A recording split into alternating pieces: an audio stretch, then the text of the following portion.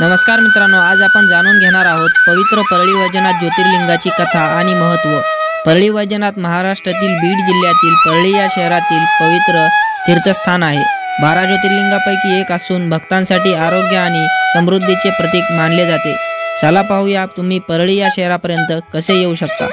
मित्रांनो, परळी या शहरापर्यंत येण्यासाठी 2 मार्ग उपलब्ध आहेत। बाय रोड आणि बाय ट्रेन या दोन्ही मार्गाने लगभग सर्व शहरांमधून या ठिकाणी येण्यासाठी कनेक्टिव्हिटी उपलब्ध आहे।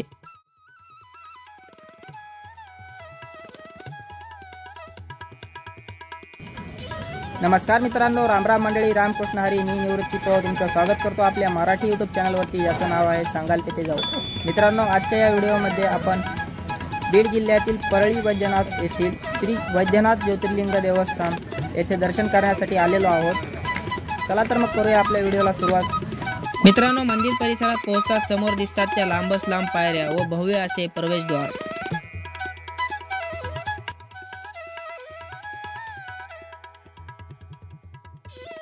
मित्रांनो, दर्शनासाठी जात असताना तुम्ही मंदिर परिसरामधील दुकानामधून हार, नारळ, बेलफूल, प्रसाद इत्यादी सर्व वस्तू देवाला अर्पण करण्यासाठी घेऊ शकता। थोड्या पायऱ्या चढून वर आल्यावर भावी भक्तांसाठी लॉकरची सुविधा उपलब्ध आहे। परळी वैजनाथ मंदिर प्रसिद्ध असे तीर्थक्षेत्र आहे। पुण्यश्लोक अहिल्याबाई होळकर यांनी या मंदिराचा जीर्णोद्धार केला आहे।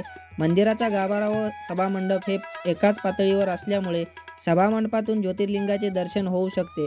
अशी रचना बाकीच्या इतर 11 ज्योतिर्लिंगामध्ये कोठेही दिसून येत नाही। बाकी सर्व ठिकाणी मुख्य गाभारा थोडा खोलवर बनवला आहे। पौराणिक संदर्भानुसार एकदा रावण महादेवाला प्रसन्न करण्यासाठी हिमालयात जाऊन तपश्चर्या करतो। महादेव रावणाच्या तपश्चर्यावर प्रसन्न होऊन त्याला वर मागण्यास सांगतात। तेव्हा रावण लिंग स्वरूपात महादेवांना लंकेत राहावे असा वर मागतो। महादेव रावणाची इच्छा पूर्ण करण्यासाठी त्याला दैवी शक्ती प्रदान करतात व एक लिंग रावणाला लंकेत जाऊन स्थापन करण्यासाठी देतात। परंतु महादेव रावणाला सांगतात की हे लिंग लंकेत नेण्यापूर्वी पृथ्वीवर जेथे कोठे टेकेल तेथेच माझे कायम वास्तव्य राहील। रावणाने महादेवाचे म्हणणे मान्य केले। शिवलिंग घेऊन जात असताना रावणाला नैसर्गिक कारणामुळे थांबावे लागले। त्याने वाटेत एका गवळ्याकडे शिवलिंग दिले व तो नैसर्गिक कारणासाठी गेला। त्या गवळ्याला शिवलिंगाचे वजन न झेपल्यामुळे त्याने ते खाली ठेवले व ते तेथेच स्थापन झाले आणि अशा प्रकारे परळी वैजनाथ ज्योतिर्लिंगाची स्थापना झाली। आपल्या संस्कृतीतील सर्व लोकांची दिवसाची सुरुवात ही वासुदेवाच्या गोड गीतांपासून होत असत।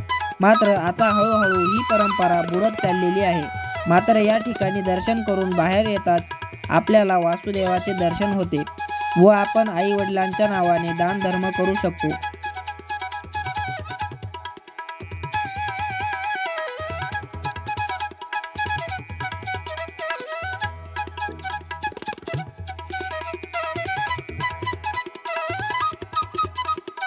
मित्रांनो, मंदिर परिसरात आणखी काही ज्योतिर्लिंगाचे दर्शन होते व दर्शन करत या मार्गाने आपण बाहेर पडतो।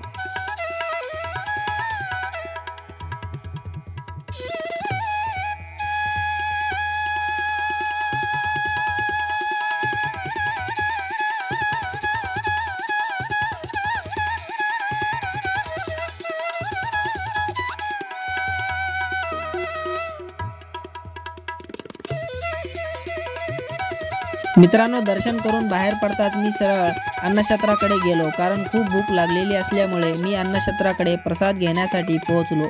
मित्रांनो, हे अन्नछत्र तुमच्या आमच्यासारख्या भावी भक्तांच्या देणगीतून चालवले जाते। म्हणतात ना, अन्नदान हे श्रेष्ठ दान असते। अन्नछत्रात प्रवेश करतात समोर माता अन्नपूर्णा देवीची मूर्ती दिसते। दर्शन घेऊन प्रसाद कुपन घेता भूक लागली असल्यामुळे लगेचच मी प्रसाद ग्रहण करण्यासाठी बसलो। प्रसाद ग्रहण करण्या अगोदर काही सूचना दिल्या जातात, त्याचे पालन नक्की करावे। मित्रांनो, येथे लावलेल्या QR कोडद्वारे तुम्ही अन्नदान करू शकता।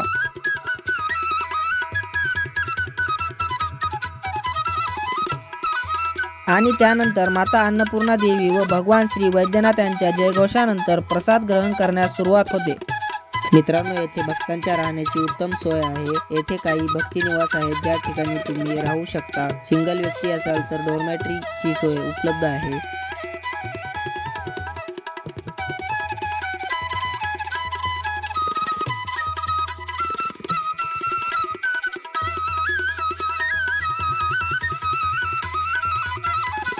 मित्रांनो, सायंकाळच्या वेळी सुमारे 5 किंवा 5:30च्या दरम्यान तुम्ही परळीतील फेमस फूडचा आनंद घेण्यासाठी मंदिरापासून 10 ते 15 मिनिटाच्या अंतरावर असलेली काही फेमस फूड स्टॉल आहेत, ज्या ठिकाणी तुम्ही काही चटपटीत व खमंग पदार्थांचा आस्वाद घेऊ शकता।